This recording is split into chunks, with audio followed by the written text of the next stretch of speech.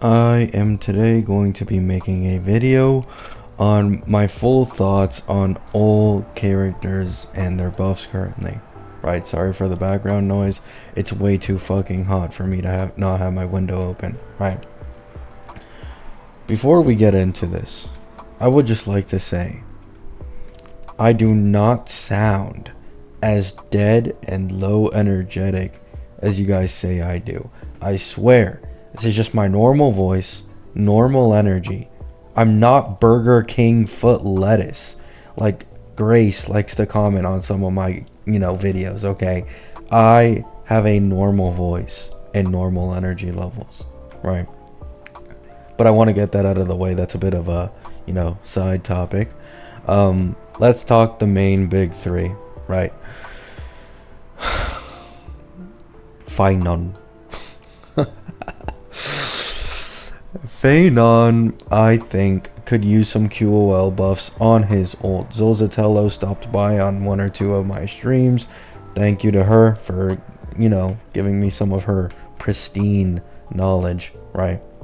And I agree that he should probably use some minor buffs. And we were talking about how his ult should be able to be exitable whenever he wants to, with a rebate on stacks depending on how many turns he has left.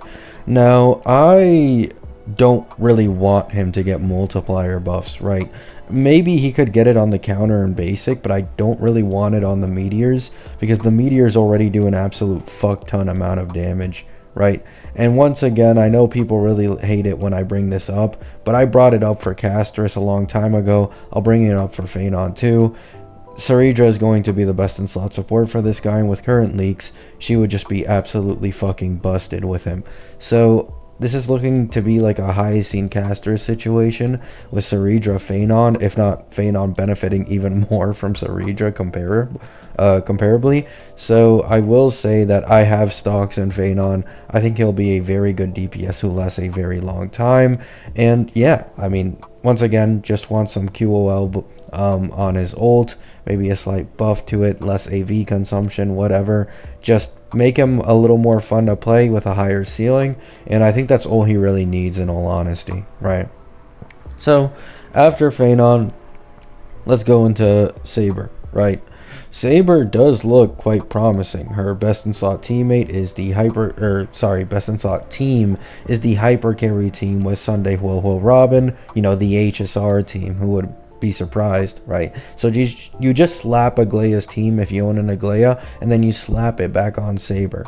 Now, Saber has some pretty decent potential, especially if some random ass leaks we've been getting here and there are true about a future support giving instant ult regen to the entire team. This would instantly make Saber get massively stronger because of the fact that most of her damage is basically based around her ult nuke, right? Like, the reason HSR is her best in slot team is because HSR has very good energy regen capabilities. So that's why you just try to get as much ER on her and make her slap the ult as often as possible. And that ult, I believe, is like what's it called, like bounce or whatever. So it becomes exponentially stronger on, the lower target scenarios, making Saber quite good and have a decent ceiling. Right.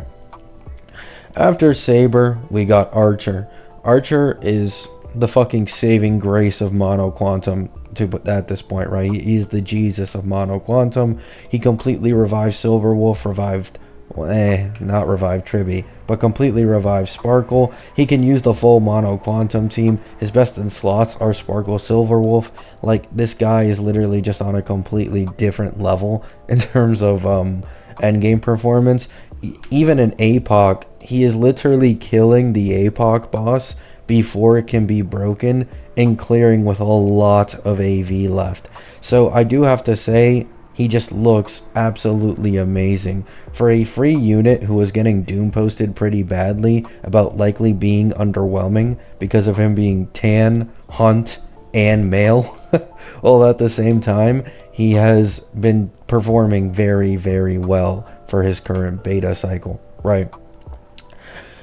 And he's free. So after Archer, we go into the older characters getting buffed. So let me start off with Kafka.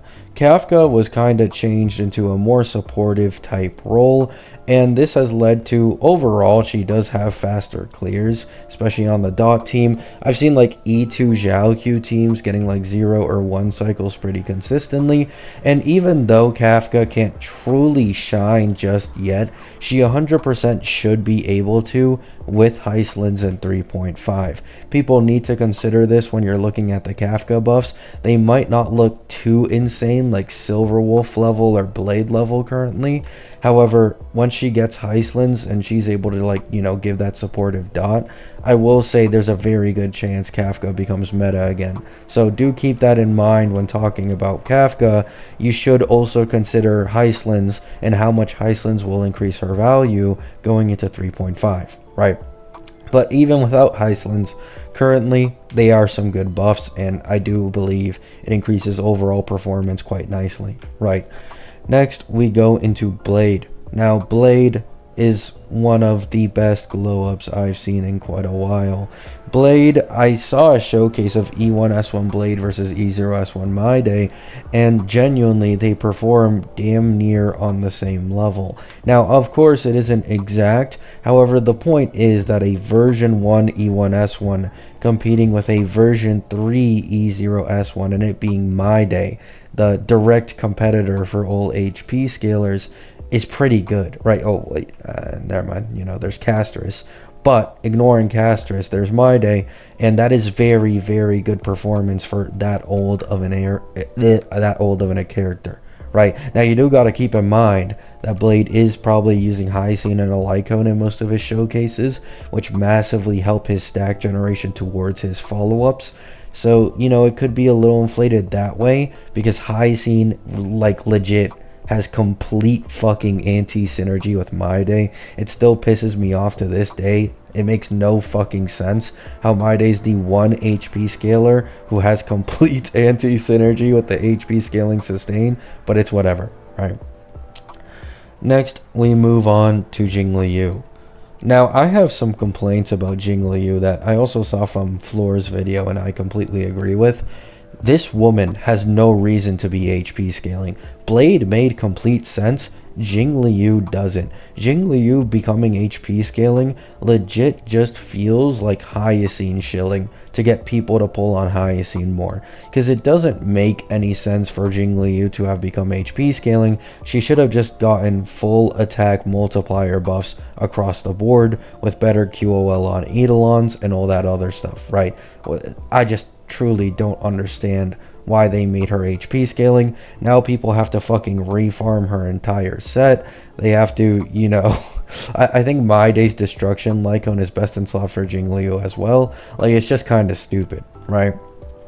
But Jingliu, she is performing better as far as I've seen for sure. I'd say it's around like version 2 DPS level. However, it's still not too crazy. You for sure need some good investment on these teams to, you know, be comparable to the version 3 ones. I'd say Jingliu was probably the worst of the pack in terms of buffs, at least so far, right? Considering they don't change anything in the future. And now, Silverwolf.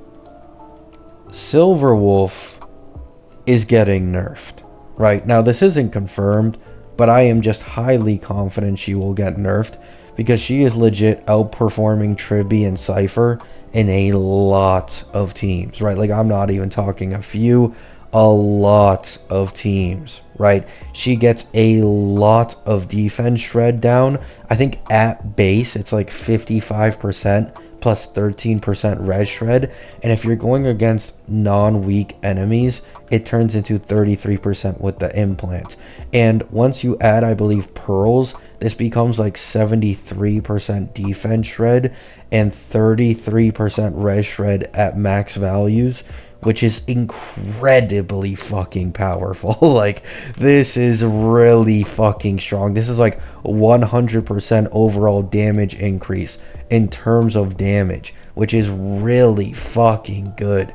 So it's kind of making me iffy on Silverwolf if this will even make it to live, because she's just so that fucking strong. Like, she's even better than Tribby in some scenarios. I'm not sure if they actually want to, go through with that kit, right? But Silverwolf looks absolutely amazing. Blade, he looks to be in a good spot. Jingliu, I think, was the worst of the bunch, but even she got buffed noticeably. And I'd say I just don't understand why they made her pure HP scaling. Kafka got a lot better potential with being a supportive dot character who will likely be able to be very, very good for Heistlands. Feain is the most brain dead character. No. I have to catch myself on that. He is the second most brain dead character next to My Day, right? My Day will, stay as number one in this game. But, Archer, he has incredibly good potential in MOC and in APOC, incredibly high single target multipliers, and his ability to just take full advantage of Sparkle is really, really good. I am looking forward to the possibility of if Saridra will have skill point refund, because she does have a DU boon that foreshadows her extra turns that have already been leaked, and there is another DU boon for skill point refund. And the reason why I think she could possibly have skill point refund is because those are two of the main problems with Feinon's current kit, right? Feinon's current problems that all beta testers have called out is that he's a skill point black hole, because everyone wants to use skill constantly, and he also needs more turns, or to get more damage output off. So Saridra, if she actually ends up covering both of these weaknesses he has, should maybe be a Sparkle situation in which Archer would get buffed even more, because you get skill point refund from a Saridra ult, and you get skill point refund from a Sparkle ult. That sounds really strong, right? But we'll see how that goes. And lastly is Saber. Saber looks to be kind of the middle of the pack. I don't think Saber will be, Feain level with Feinon's best in slot support, but you do got to keep in mind that Saber can use someone like Cyrene. If we ever get an ult regenerating character in the future and it ends up being Cyrene, that would be a fucking massive buff towards Saber that shouldn't be overlooked, right? You really got to keep in mind future best in slot support potential for some of these characters, because it can completely change the way you see how well they may be of an investment for your account, right? But I think overall 3.4 is looking incredibly stacked, even for these, older buffed characters. And if that triple harmony rerun is true about Sparkle, Sunday Tribby, 3.4 is going to be an insane fucking patch, man. Like, this is looking to be the craziest patch in the history of the game, and I am very much looking forward to how well this patch will do for HSR revenue-wise. I'm usually not a big revenue guy, but I am curious with just how much stuff is going to be on banners in 3.4. And I am also curious to see if they will announce newer buffs for other older characters once 3.4 buffs are finished. I think the two characters at the top of my head who I want buffed most are probably Topaz and Xiaoqiu. I think these are the main two, as Topaz literally lost her spot to a 4-star, and Xiaoqiu now just has way too much competition for Acheron, when in the first place he was basically only made to be a best in slot for Acheron with that in mind. So I do think Xiaoqiu and Topaz, at least that I can think off the top of my head, are the ones who are at most in need of buffs currently. Love you all. Hope you have a great day. Hope you have a great night. Let me know what you guys think. Let me know who you're pulling for. I'm pulling for Feain no matter fucking what, okay? He could literally heal the enemies in his next beta cycle, get 50% nerfs. I'm still pulling for his ass, right? But, that's not going to happen anyways. Is what it is. I don't like the Feain dooming that's going on. Nothing I can do about it, though. There's dooming in literally every single beta cycle. I'm not going to start crying about it, right? Love you all. Hope you have a great day. Hope you have a great night. Peace.